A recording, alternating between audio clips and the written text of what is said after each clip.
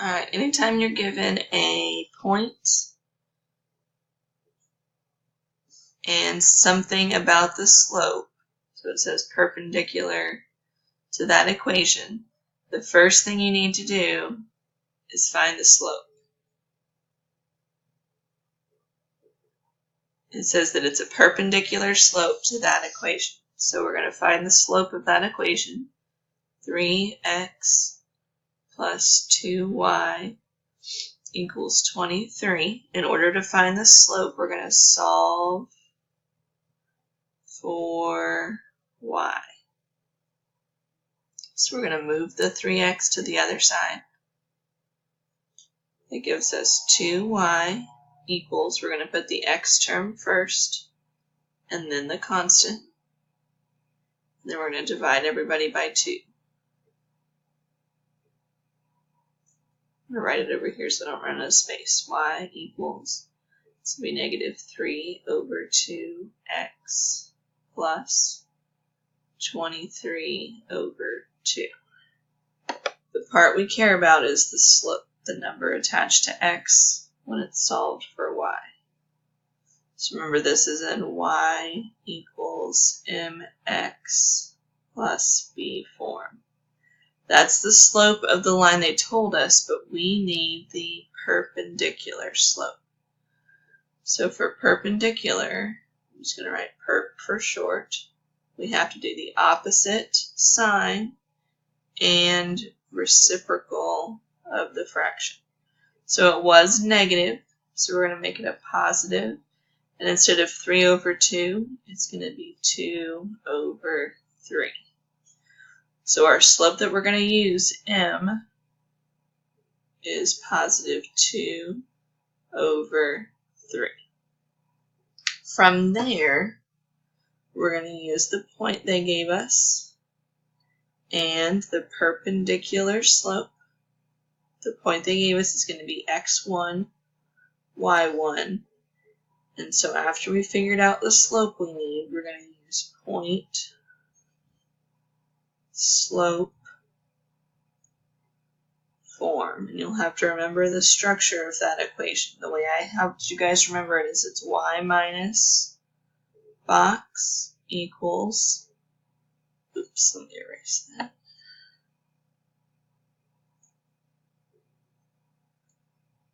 It's the slope times x minus box. So we're going to fill in our boxes. The y value of the point goes next to y, so this would be 4.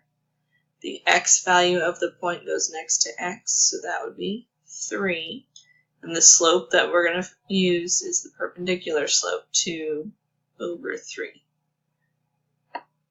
From here, you can use the trick that you figured out, which is really helpful. Distribute the 2 over here, and you can think about distributing the 3 over there. That was a really smart way to do that. So you get 3y minus 12 equals 2x minus 6.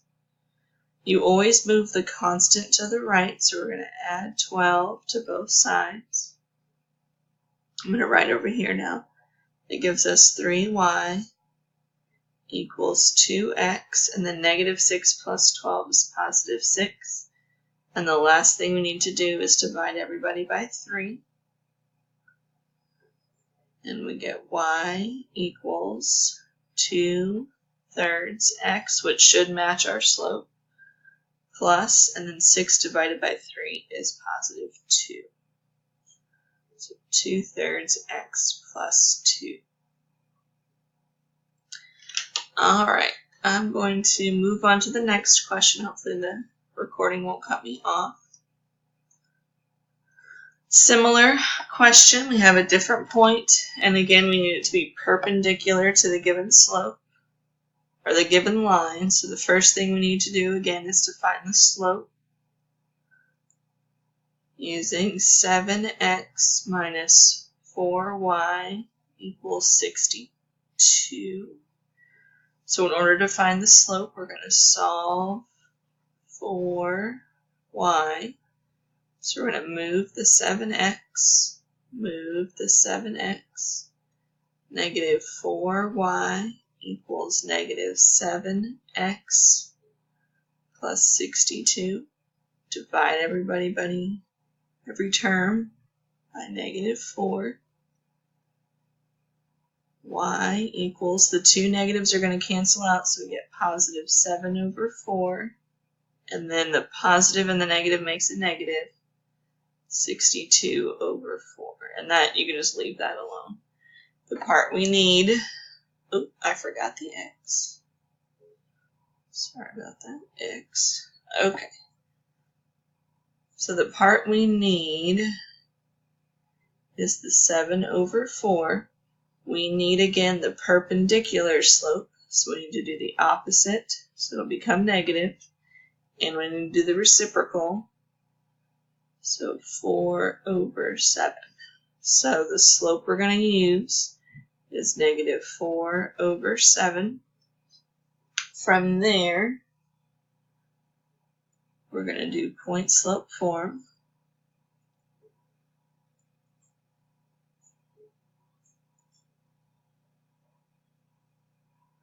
So y minus the y value equals the slope times x minus the x value. We're going to fill in our values. So using this point up here, so the y value is 5, the x value is 6, and the slope we're going to use is negative 4 over 7. And I always recommend considering the negative up top and keeping the bottom positive. So we're going to do your distributing. Distribute the top to the right, bottom to the left.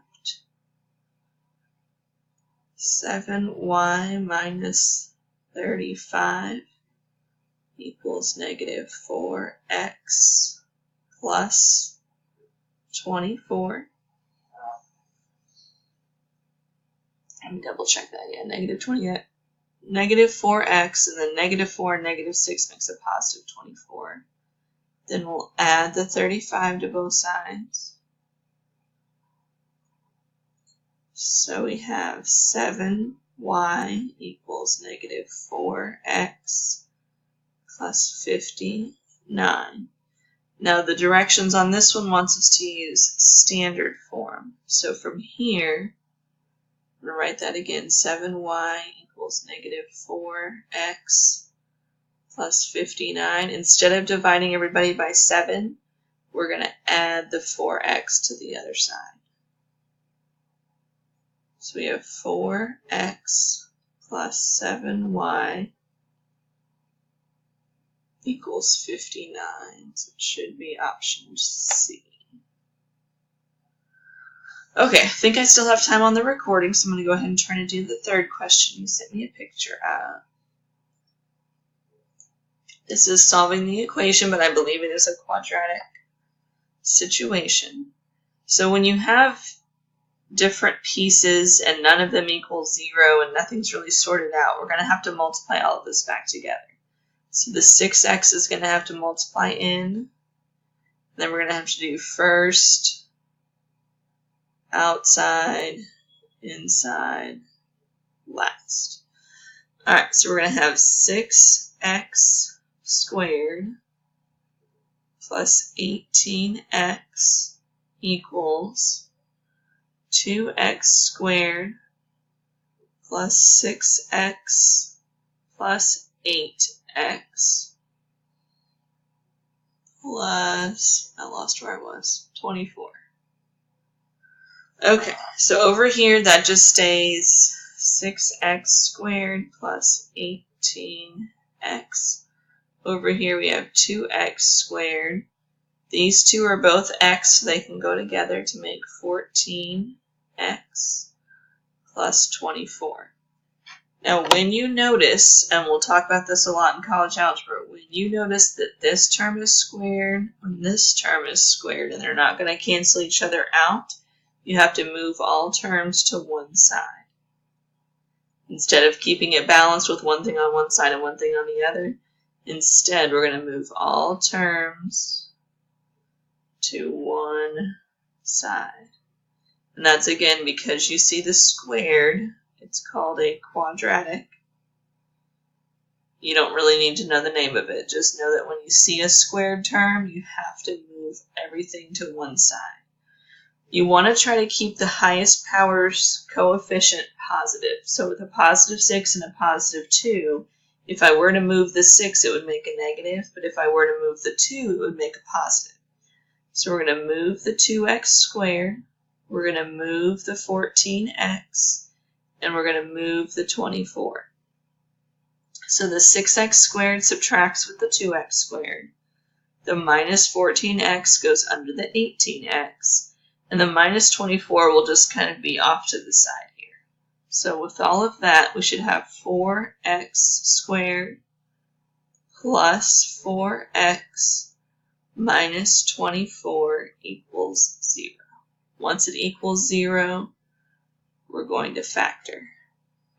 Now when it's time to factor, always look for a GCF. That makes everything easier. If I take out that 4, that leaves x squared plus x minus 6. And it makes it much easier to factor. So that factors into x plus 3, x minus 2. And you can use the CAB chart to get that factored. Now when we're going to solve the GCF, if it's just a number, it doesn't affect your answer. It's only terms that have variables in them. So we have x plus 3 could equal 0, or x minus 2 equals 0. So x could equal negative 3, or x could equal positive 2, which is your first choice there. Alright, I'm going to stop there. I'll record the other questions you sent me in a separate video.